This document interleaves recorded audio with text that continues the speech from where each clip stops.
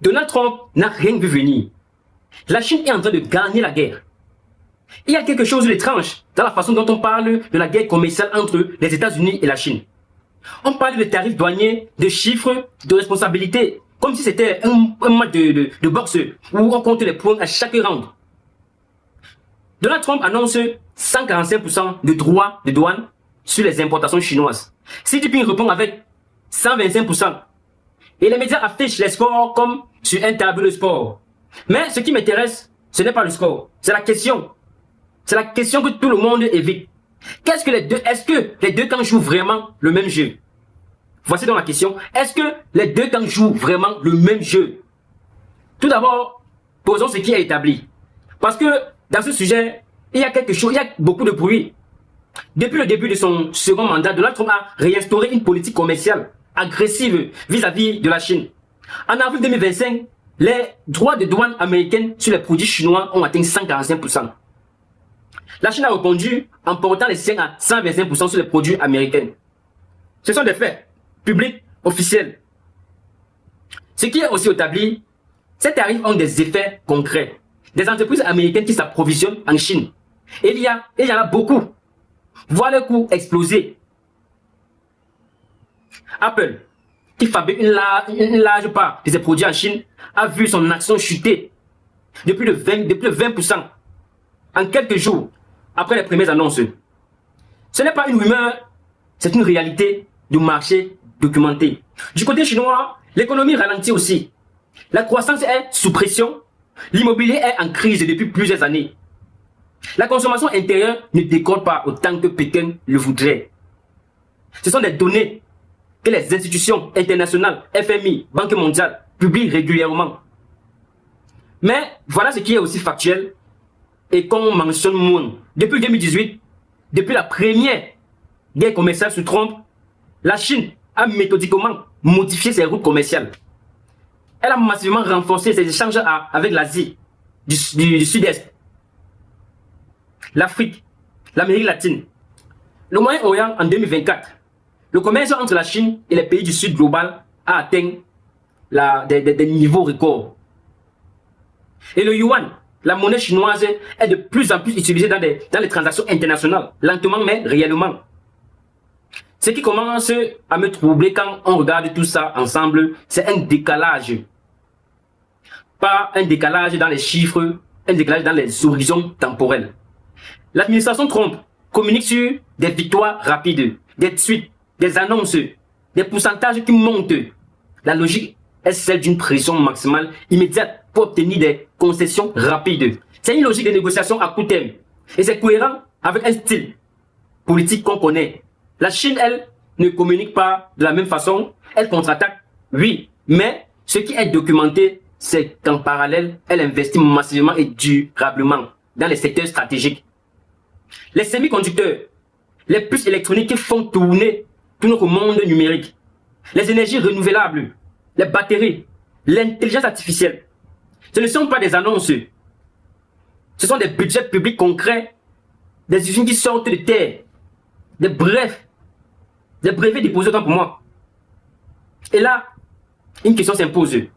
Si les deux pays jouent à des jeux différents, l'un cherchant une victoire visible en quelques mois, l'autre construisant une autonomie structurelle sur 10 ou 20 ans, est-ce que les tarifs douaniers mesurent vraiment qui gagne? Est-ce que les tarifs douaniers mesurent vraiment qui gagne? Essayons de regarder ça sans chercher à forcer une conclusion. La stratégie américaine repose sur une idée qui se défend. Infliger suffisamment de douleur économique à la Chine pour la forcer à négocier, à ouvrir ses marchés, à accepter des règles du jeu plus favorables aux États-Unis. C'est la logique du rapport de force. Et les États-Unis ont des atouts réels. Leur marché est immense, le dollar reste la monnaie de réserve mondiale, leur puissance technologique et militaire est sans équivalent. Mais il y a une limite à cette logique et elle n'est pas idéologique, elle est structurelle. Une grande partie des biens que les États-Unis importent de Chine, ils ne les produisent pas eux-mêmes. Pas rapidement, en tout cas. Rapatrier une chaîne de production, ça ne se fait pas en 6 mois. Ça prend des années des infrastructures, une main-d'œuvre formée. Donc, à court terme, les tarifs font monter les prix pour les consommateurs et les entreprises américaines autant, parfois plus que les Chinois. Ce n'est pas une opinion autant pour moi. C'est ce que documentent les économistes des deux bords politiques. De l'autre côté, la Chine a une contrainte symétrique, mais différente. Elle a besoin de vendre. Son modèle économique repose historiquement sur les importations, les exportations. Perdre accès au marché américain, ça fait mal. Mais, est-ce que là, ça devient intéressant? Quelqu'un a visiblement anticipé ce scénario. Le pivot vers le sud. Donc, je parlais tout à l'heure, ce n'est pas une réaction d'urgence à Trump. C'est une stratégie engagée depuis plusieurs années, accélérée par la première guerre commerciale de 2018. Ce qui signifie que la dépendance de la Chine au marché américain, bien qu'encore réelle, diminue lentement, mais structurellement. Il y a aussi quelque chose qu'on évoque peu, les terres rares. La Chine contrôle une part écrasante de la production et du raffinage de ces minéraux qui sont indispensables et quasiment toute l'industrie technologique est verte. En avril 2025, Pékin a annoncé des restrictions sur l'exportation de plusieurs de ces matériaux vers les États-Unis. Ce n'est pas une rumeur, c'est une mesure officielle. Et c'est un levier que les États-Unis n'ont pas d'équivalent symétrique à court terme. Prenons de la hauteur une seconde. Ce qu'on observe peut-être ici, c'est moins une guerre commerciale qu'une transition de fond dans l'ordre économique mondial. Et les tarifs, les chiffres qui s'affichent chaque semaine sont peut-être le symptôme visible d'un mouvement plus profond et plus lent. La question n'est pas qui va gagner cette guerre de tarifs en 2025. La question plus difficile est, dans 10 ans, quelle économie aura construit les capacités qu'elle n'avait pas? Quelle économie aura réduit ses dépenses critiques? Quelle économie aura élargi son influence sur les marchés émergents? Ce sont des questions auxquelles on ne peut pas répondre aujourd'hui avec certitude.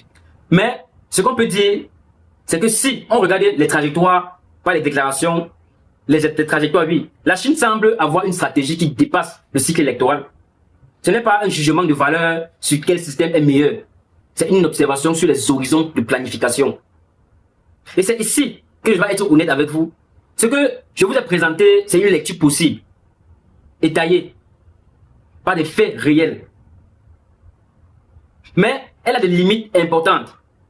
On ne sait pas si la stratégie chinoise va fonctionner. Le ralentissement économique en Chine est réel et sérieux. La crise de l'immobilier, les problèmes démographiques, la défiance des investisseurs étrangers, tout ça pèse. Il serait intellectuellement malhonnête de présenter la Chine comme un acteur infaillible qui exécute un plan parfait. On ne sait pas non plus si les États-Unis vont réussir à reconstruire des capacités industrielles. C'est possible. Ils ont les ressources, les capitaux, les technologies.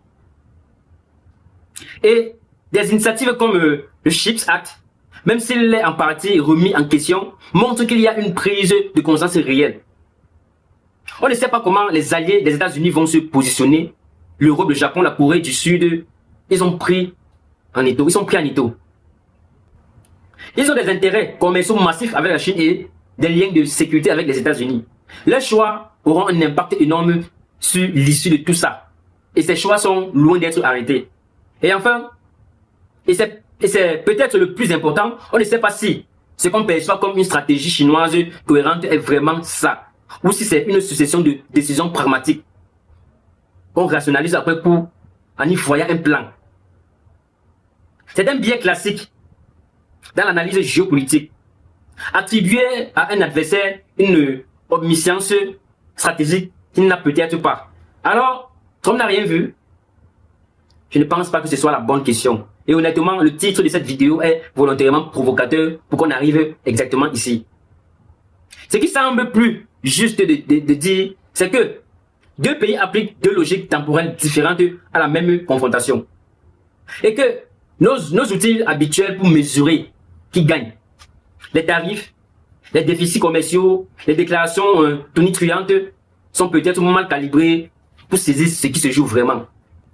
Ce que je retiens est que vous pouvez retenir ou questionner. Dans une confrontation économique entre deux superpuissances, la variable la plus importante n'est peut-être pas la force du coup qu'on porte aujourd'hui, c'est la capacité à absorber les coups sur le long terme et à conçu pendant qu'on les encaisse. Si cette lecture est juste, et je dis bien si, alors la vraie question n'est pas de savoir qui gagne la guerre commerciale de 2025, c'est de savoir ce que le monde économique ressemblera en 2035. Et ça, personne ne le sait encore vraiment, personne. Ce que j'espère vous avoir donné aujourd'hui, ce n'est pas une réponse.